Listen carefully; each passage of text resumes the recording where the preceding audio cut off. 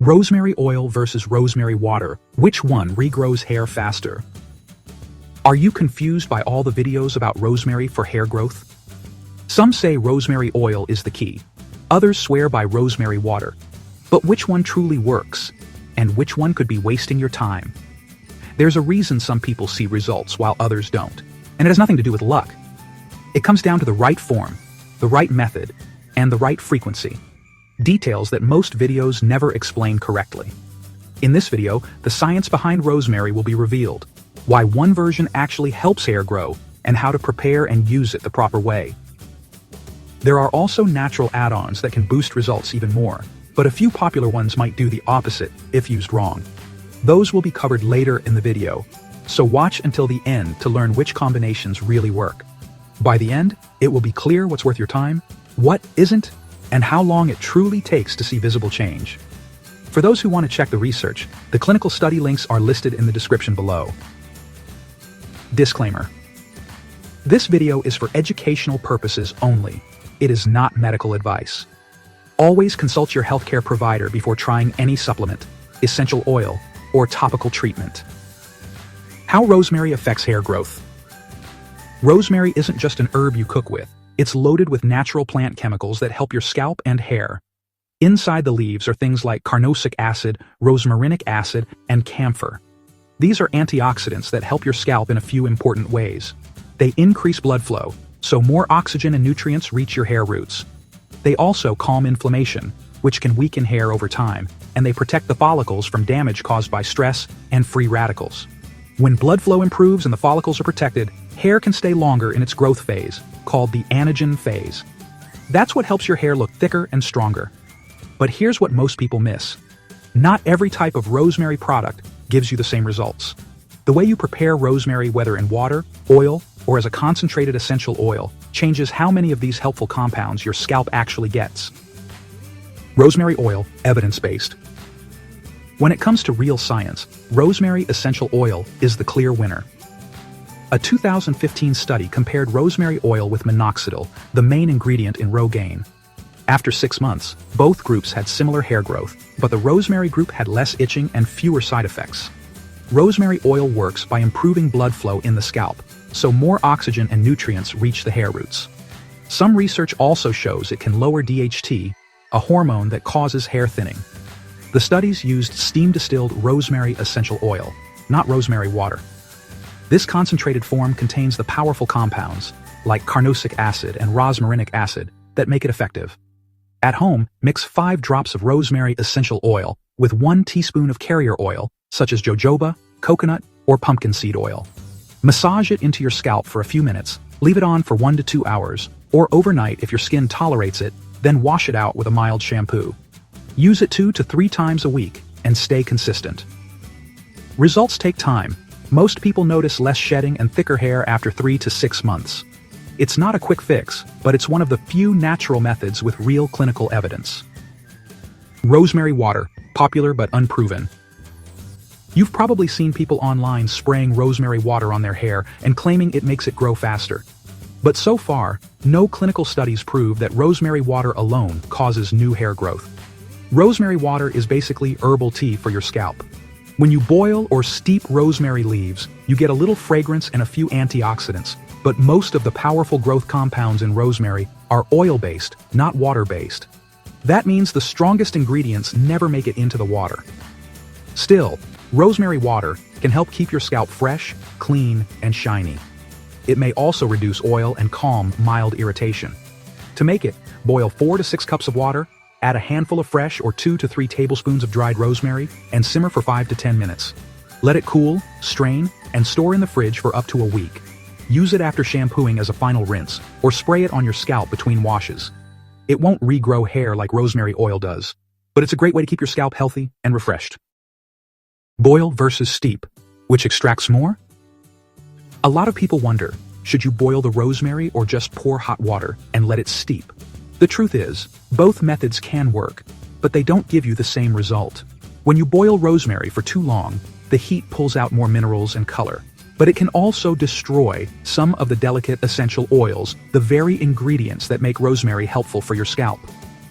On the other hand, When you only steep it in hot water without boiling, you keep more of those oils, but you won't extract as many minerals or plant compounds. So what's the best way? Use a gentle simmer for less than 10 minutes. That's long enough to pull out the healthy compounds without cooking away the good stuff. After simmering, always cover the pot while it cools. Covering helps trap the steam, which contains the light essential oils that would otherwise float away. Even when you do it perfectly, remember that rosemary water will still be weaker than rosemary essential oil. The oil contains much higher concentrations of those active ingredients that improve blood flow and protect follicles. So, think of rosemary water as a nice support step for scalp health, while rosemary oil is the main treatment if you're focused on real regrowth. Infused oil versus essential oil. Now, there's one big mistake people make. They think any rosemary oil is the same thing. It's not. There's a big difference between infused rosemary oil and rosemary essential oil.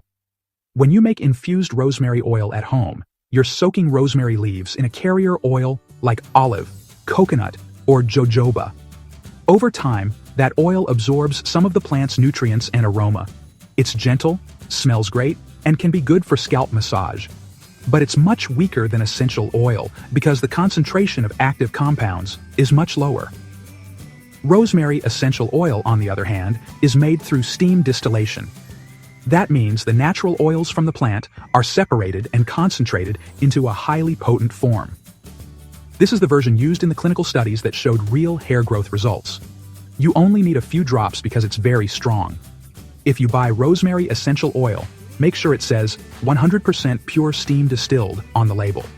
Store it in a dark glass bottle and keep it away from sunlight or heat, since light and air can make it lose strength over time. In short, if your goal is scalp nourishment and shine, an infused oil can be nice. But if you're aiming for scientific, noticeable hair growth, you want to use diluted essential oil, just like the studies did. Add-ons and supplements.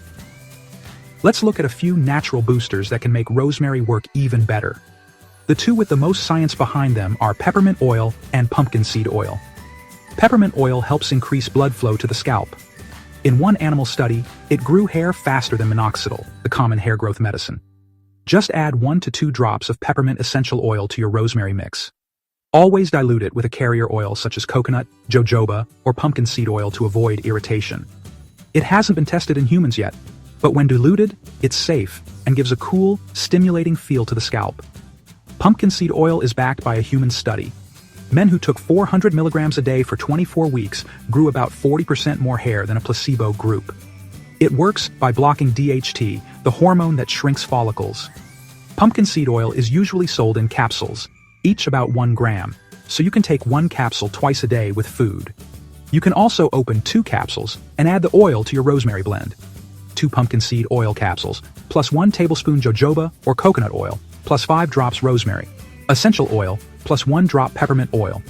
Massage into your scalp 2 to 3 times a week, and leave it on for 1 to 2 hours before washing.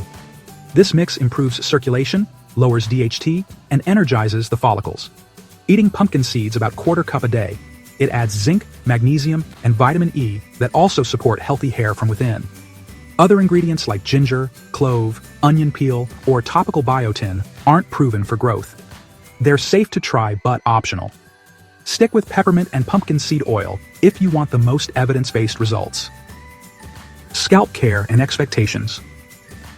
Even the best rosemary or pumpkin seed mix won't work if your scalp isn't healthy. Think of your scalp like soil.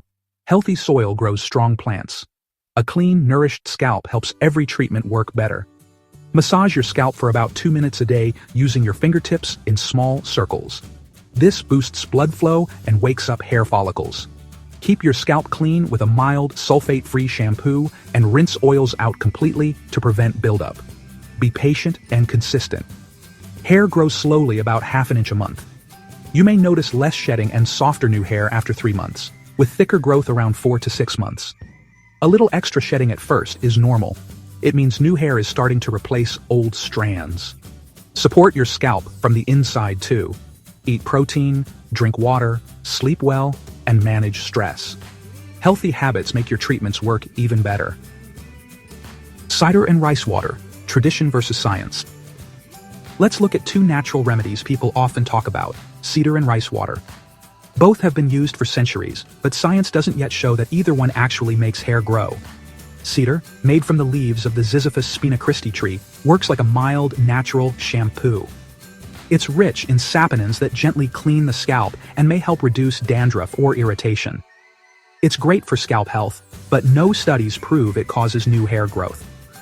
Rice water is popular because it can make hair look shiny and smooth. It contains amino acids and B vitamins that help strengthen the hair shaft, but again, there's no proof it regrows hair. You can still use both as supportive steps in your routine. CDR once or twice a week as a natural cleanser, and rice water as a quick conditioner after shampooing.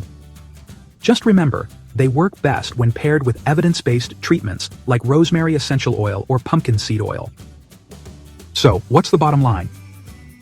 The real winner for hair growth is rosemary essential oil. It's the only form that has been tested in human studies and shown results similar to minoxidil when used 2 to 3 times a week for 3 to 6 months. Rosemary water can refresh the scalp and add shine, but it's not proven to make hair grow. Pumpkin seed oil has strong research behind it for blocking DHT, and it can be taken as a supplement or used in your rosemary blend. Adding a drop or two of peppermint oil can give an extra boost for circulation. Traditional helpers like CDR and rice water are fine for scalp care, but they're just that, supportive, not growth stimulating. If you stay consistent, eat a balanced diet, and take care of your scalp, you can expect to see stronger, thicker hair over time. Patience and consistency are what make natural remedies work. If you want real science-based results, stick with what's been proven to work. Use rosemary essential oil the right way, diluted, massaged in, and used consistently 2 to 3 times a week. Add pumpkin seed oil to your blend or take it as a supplement for that extra DHT blocking support. A drop of peppermint oil can help boost circulation and give your scalp a healthy, cool feeling. Stay patient, take care of your scalp, and nourish your body from the inside out, because healthy hair always starts with a healthy foundation. You'll find the links to all the clinical studies, preparation steps, and product details in the description below. Comment which one you've tried: rosemary oil, rosemary water, or both, and tell me your results. Don't forget to like, subscribe, and turn on notifications for more science-based health facts that actually work. As always, stay curious, stay smart, and most of all, stay healthy.